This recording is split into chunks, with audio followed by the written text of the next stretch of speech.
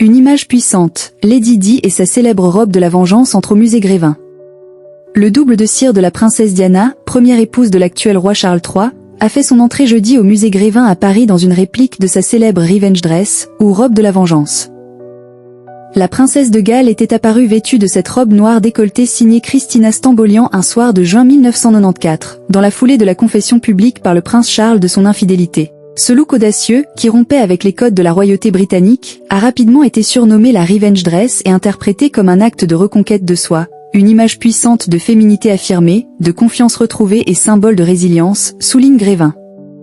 La statue de cire de la princesse des cœurs, décédée dans un accident de la route à Paris le 31 août 1997 à l'âge de 36 ans, a été installée sous la coupole de l'institution parisienne, aux côtés des effigies de Jean-Paul Gaultier, Marie-Antoinette, Chantal Thomas, Aya Nakamura et Léna Situation.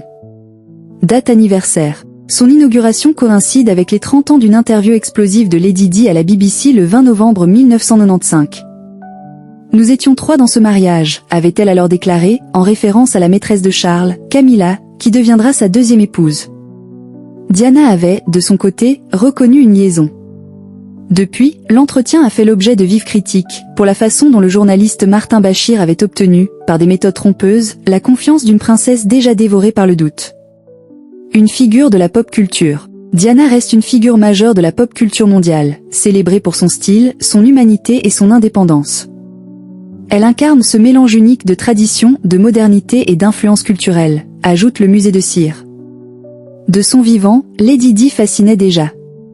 Aujourd'hui encore, elle inspire les artistes, les créateurs, les féministes, les jeunes générations, jusqu'à TikTok où ses tenues, ses discours et ses engagements humanitaires sont massivement repris, rappelle encore l'institution parisienne. Le musée Grévin avait pris contact avec le secrétariat de la princesse avant sa mort. Le projet, alors abandonné, avait été réenclenché dernièrement.